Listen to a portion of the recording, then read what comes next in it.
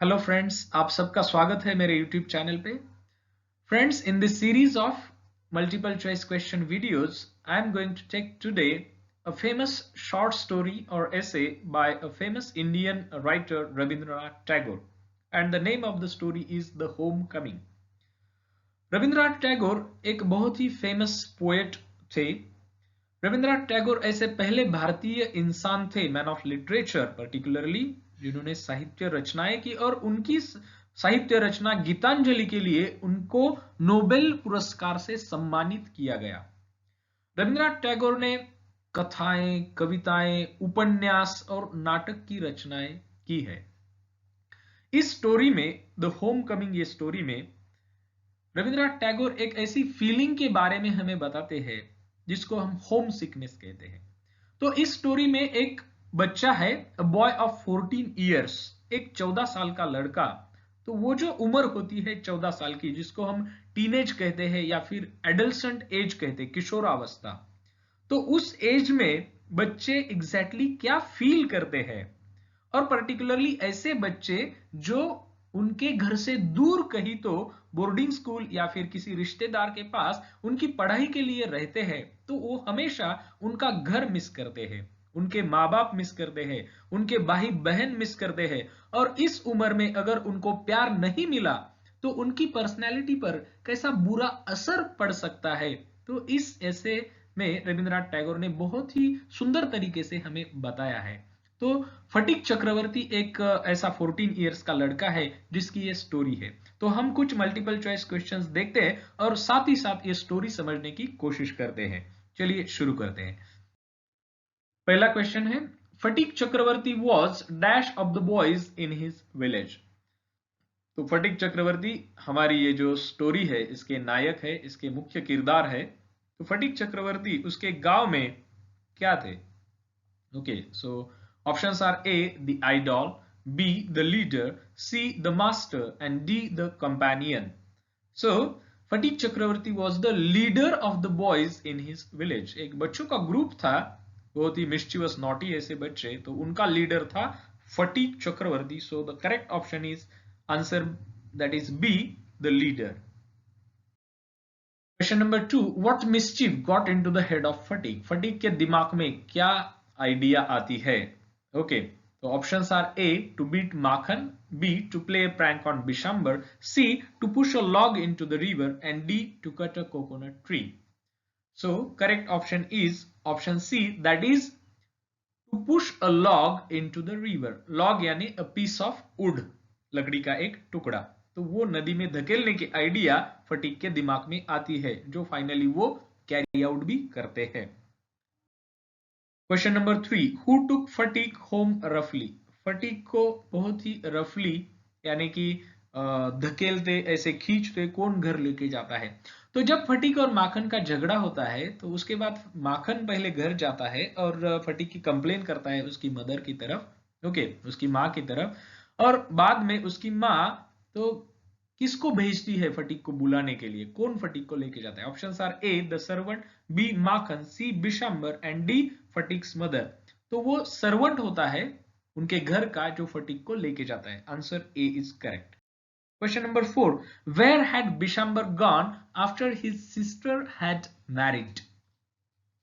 Options are A, Chennai, B, New Delhi, C, Bombay, and D, Calcutta. Okay, तो बिशंबर जो है वो fatigue के मामा है, फटीक के मैटरनल अंकल।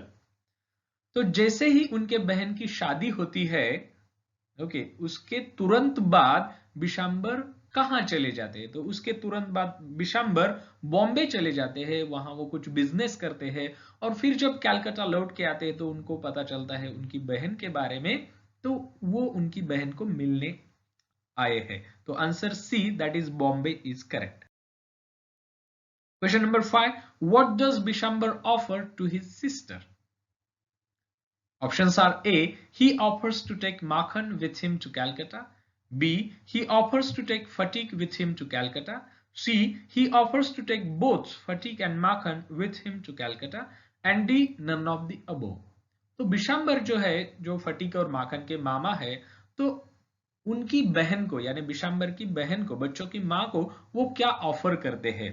तो ऑप्शन बी इज करेक्ट। वो कहते हैं कि वो फटीक को उनके साथ कलकत्ता लेके जाएंगे और फटीक वहां उनके बच्चों के साथ स्कूल में पढ़ेगा। So answer B is correct. Question number 6. What description does not fit to Fatiq according to his mother? तो फटीक की मदर फटीक के बारे में क्या सोचती है और यहाँ कौन सा ऐसा सेंटेंस है जो वो लागू नहीं होता?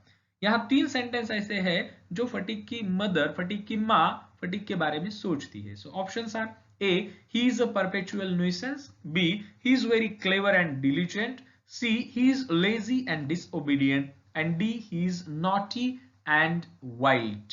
ओके, तो फटीक की माँ उसके बारे में सोचती है A, he is a perpetual nuisance, उसको लगता है कि वो न्यूसेंस है यानी सिरदर्द ऐसा। B, he is very clever and diligent, तो ये एक बात है कि ऐसा उसकी माँ सोचती नहीं कि वो बहुत क्लेवर है, बहुत काम करता है, डिलीजेंट हार्ड वर्किंग है।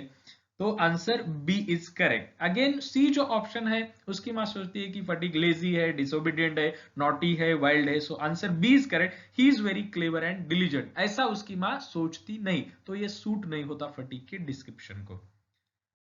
Question number 7. How is Makhan according to his mother? तो माखन के बारे में उसकी माँ का क्या ख्याल है, क्या सोचती है माखन के बारे में? माखन कैसा लड़का है? Okay, options are A, he is good for nothing, B, he is very smart and clever, C, he is very submissive and disciplined, D, he is as good as gold, as quiet as lamb and very fond of reading. तो exactly answer जो D है, option जो D है वो माखन का description है, वो माखन है उसकी माँ के नजरिए से। तो he is as good as gold, बहुत ही वो अच्छा लड़का है, बिल्कुल सोने जैसा। एज क्वाइट एज लैम्ब, बहुत ही शांत लड़का है, लैम्ब जैसा। और उसको पढ़ाई का बहुत शौक है। So answer D is correct. Question number 8. Where does Phatik's father work? Phatik के पिताजी कहाँ काम करते हैं? Options are A, he works in a factory in Calcutta, B, he is dead, C, he runs a grocery store, D, he is a school teacher. जैसा कि इस कहानी में रविंद्रनाथ टैगोर हमें बताते हैं कि फटीक के पिताजी मर चुके हैं। ओके, तो option B is correct, he is dead. Question number 9. How does Fatik's aunt react to Fatik's arrival at her home? Options are A, she is not pleased with his arrival, B, she is very happy when Fatik came to Calcutta, C, she welcomes Fatik very warmly, D, she thinks Fatik will help her in her household chores. Okay, तो यहाँ question ऐसा है कि fatigue की जो aunt है, fatigue की जो मामी है, उनका एग्जैक्टली रिएक्शन क्या होता है जब फटीक कलकत्ता उनके घर जाते हैं उनके मामा के साथ? तो जैसा कि हमें राइटर टैगोर बताते हैं कि उनकी जो मामी होती है वो बिल्कुल खुश नहीं होती। उनको ऐसा लगता है कि अननेसेसरी उनके जो पति है यानी कि बिशंबर, उन्होंने इस बच्चे को उठा के लाया है। तो answer A, that is she is not pleased with his arrival, वो बिल्कुल खुश नहीं होती। Question number 10. Which statement is not correct about the boy of 14 according to Rabindranath Tagore? Options are A, the boy of 14 wants love and recognition, B, he is neither ornamental nor useful, C, it is an attractive and growing age, and D, he is very clever and obedient. तो इस ऐसे में, इस story में रविंद्रनाथ टैगोर एक 14 साल का बच्चा कैसा होता है, उसकी साइकोलॉजी कैसी होती है, ये हमें बताते हैं। तो यहाँ 3 सेंटेंस ऐसे हैं जो बताते हैं कि 14 साल का लड़का कैसा होता है, लेकिन एक सेंटेंस ऐसा है जो कि लागू नहीं होता 14 साल के लड़के को।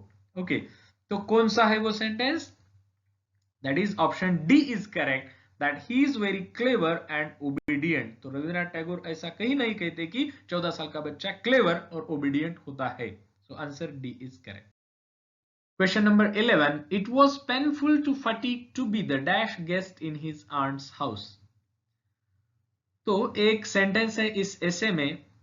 Options are A, welcome, B, unwelcome, C, desired, D, lovable. Phatik को बहुत बुरा लगता है कि उसके मामा के घर में वो एक क्या है, वो एक अनवेलकम गेस्ट है। अनवेलकम गेस्ट बन के रहना उसको बहुत बुरा लगता है, जिसका कोई स्वागत ना करे, जिसको कोई ठीक तरीके से बात ना करे। So option B is correct, that is unwelcome guest. Question number 12, what is not true about Phatik as a student? तो फटीक स्कूल में होता है, तो स्कूल में फटीक कैसा होता है? तो यहाँ 4 ऑप्शन है। एक ऑप्शन है कि फटीक ऐसा नहीं होता, और 3 ऑप्शन है कि फटीक ऐसा होता है। तो कौन से ऑप्शन है? Option A, he remains silent when the teacher asks him a question. B, he does not go out to play with other students. C, he is the most backward boy in the whole school. And D, he has many friends in his school. So option D is correct, that is he has many friends in his school. तो ये गलत है। Okay, क्या है question? What is not true, ये सही नहीं है कि उसको दोस्त नहीं होते, लेकिन ऑप्शन है he has many friends in his school, तो ये सेंटेंस करेक्ट नहीं है। Answer D is correct. Question number 13, but the holidays would not come till dash and there was a long time still to wait. Options are A, October, B, November, D, September and D, Deepavali. एक sentence है इस ऐसे में, जब fatigue उनके मामा को पूछता है कि वो कब घर जा सकता है। ओके, तो उनके मामा कहते हैं कि वो छुट्टियों में घर जा सकता है। तो फटीक कहता है but the holidays would not come till November. Okay, November. So option B is correct. Next question, what did Phatik lose? Lose यानी यहां गुम हो जाना। फटीक से क्या गुम हो जाता है? ओके, जिसकी वजह से वो उनके टीचर का मार खाते हैं, फिर उनकी मामी की डांट पड़ती है। तो वो क्या चीज होती है जो गुम हो जाती है? Options are A, a lesson book, B, a notebook, C, a tiffin and D, a school bag. So option A is correct, a lesson book. Question number 15. You great clumsy country fool. Who said to whom? एक sentence है, किसने किससे कहा? किसने किससे कहा कि you great clumsy country fool? Options are A, Fatik's mother to Fatik, B, Fatik's uncle to Fatik, C, Fatik's aunt to Fatik, and D, Fatik's teacher to Fatik.